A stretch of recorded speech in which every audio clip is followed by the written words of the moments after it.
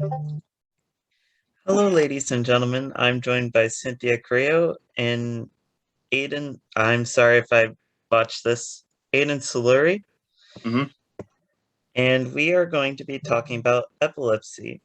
So, Cynthia, why don't you start us off?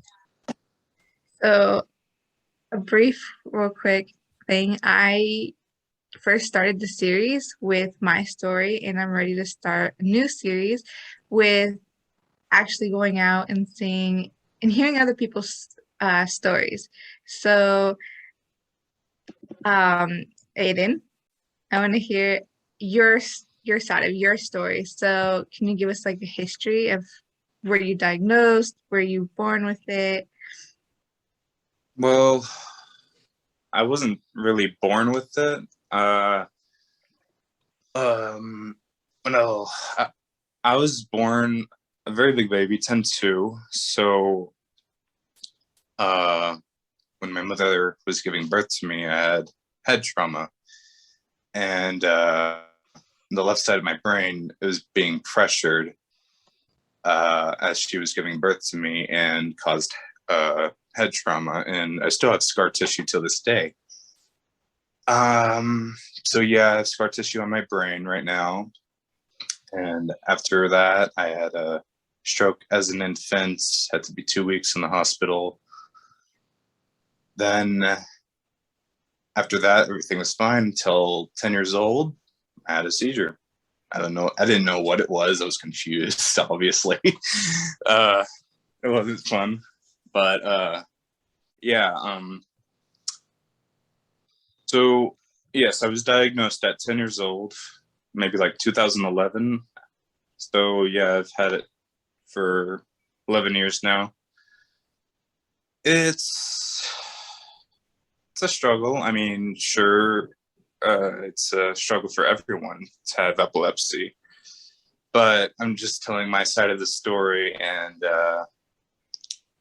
yeah, stuff being in school, my medications would make me sick or they wouldn't work. And throughout like elementary, middle school, high school is mostly homeschooled because of my situation, obviously. But after college, uh, well, I'm still in college, but uh, through October 2018, October 18th, 2018, that was my last seizure because I got into a different medication. Now I'm seizure for almost 3 years. Like, it's going to be the October 18th soon, this month. And, I can drive and stuff like that, which I'm very proud of. Like, I have some, like, other freedom that, some epileptic people can't have. But epilepsy just made me a stronger person. It's just the challenge of it is, it just sucks. I'm always going to have epilepsy. There's nothing I can do with it. But you just got to manage it. You got to live out through the life of being an epileptic person. And that's why I had to adapt to it. And that's pretty much it. I mean, that's my story. I mean, like, I've had seizures. I stopped counting after 20, and I don't have any seizures, so I don't really think about it anymore. But I may be rambling on a bit, but I think that sums it up for now. Ready. What type of seizures did you have and what triggered them? Okay, so seizures I have are tonic-clonic seizures. In my opinion, they're the worst kind because they're you have no control of your body, or, I mean, like, sure, you have a thought process, that's pretty much it. And, like, you don't know what you're thinking or doing, you're just spasming. And, I'm sure that makes people with epilepsy uncomfortable just to even hear about that. I mean, like I would. Yeah, so I take my medication daily, and that's the only thing that's like preventing that, and that I'm glad that it's working, nothing's happening, and it's pretty good. Yeah. And did you happen to know what triggered them? Like I said, I summarized my story. It's my head trauma. It's scar tissue in my brain, and I don't know if things were different, if I'd never had scar tissue on my brain or not, if I would have had epilepsy or not, but I know that scar tissue is one of the main reasons I have it. So I wouldn't know because I don't have the answer to that.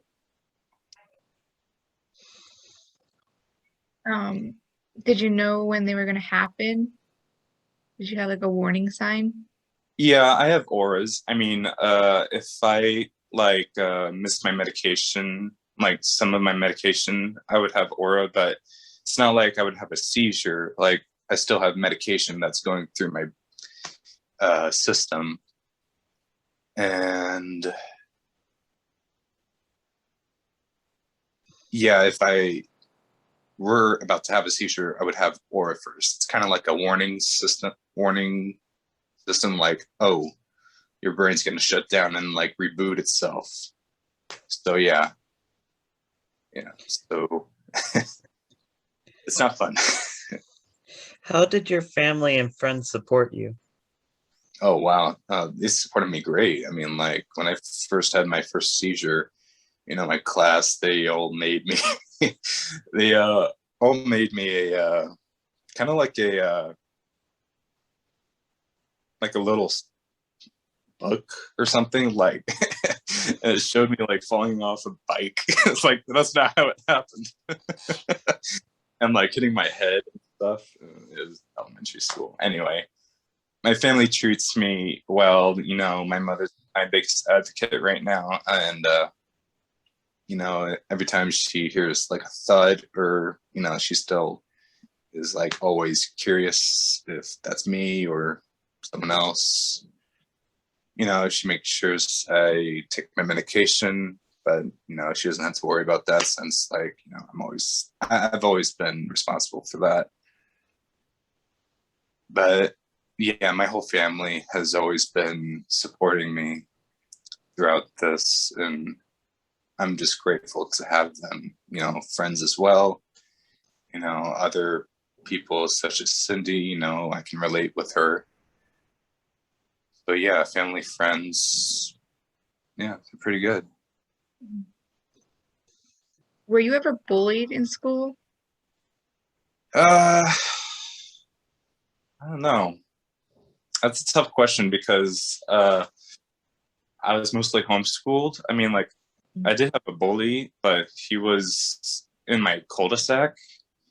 But this was before I was diagnosed with epilepsy. But no, I don't think I was very much bullied in school while I had epilepsy. Sure, I had to deal with like jerks and stuff, but that's pretty much it. And I don't really have many enemies, and I'm glad that I don't have any enemies. So yeah, that's pretty much my answer. Epilepsy sometimes stops people from doing what they want to do. Is there anything you wanted to do but couldn't? Well, I couldn't drive for a while. Like I couldn't really do sports like football or soccer because neurologists didn't know if I was going to have that luxury or not, because like he didn't want to risk it, and then they changed neurologists over time as an adult. Now I do have that luxury, but I still have epilepsy, and I don't think getting hit in the head is the problem, because the scar tissue is the only thing that's causing me to have seizures right now. And one of the few things that I like about being epileptic is that I know where it came from. Did I answer your question? I'm sorry. Yes, yes, it did. So did you ever wonder what life would be like without epilepsy? Oh, all the time. Oh, jeez. I mean, I wonder if I would just be a normal guy, like, drive or get a girlfriend, or maybe just be having a different personality and different life. But honestly, I couldn't say, since, this is the only life I've had. It's only through my imagination I can really tell you. So yeah, of course I would think and like wonder what it would be like without epilepsy. I know I wouldn't have seizures, obviously, but that's pretty much it. Is there anything else you wanted to share with the people out here? Yes. Not everyone with epilepsy is going to be, in the best position. I know I'm not. It's pretty much a battle every day. The epilepsy medication, has its side effects on you. And yeah, I get it. It sucks. And don't let it become a clutch. No, not a clutch, a crutch. I'm sorry. You have to treat it like it's just, okay, this is the obstacle I have to deal with, not a disorder. I mean, like, you just gotta make sure that you have to want to be treated as anyone else in the room who doesn't have epilepsy. And even though you have epilepsy, don't treat it as if that's like weighing you down from like the things you want to do, or who you want to become, or what. Yeah, pretty much it. I mean, yeah, just don't let it bring you down as much. I know, like, people have it rough. I've had rough days, So yeah, you just gotta live in the moment, I guess. I'm not much of a public speaker, so I'm an introvert. I'm sorry. No problem. Thank you for sharing, Aidan, and everyone else, please stay tuned for more. Have a good one, everybody.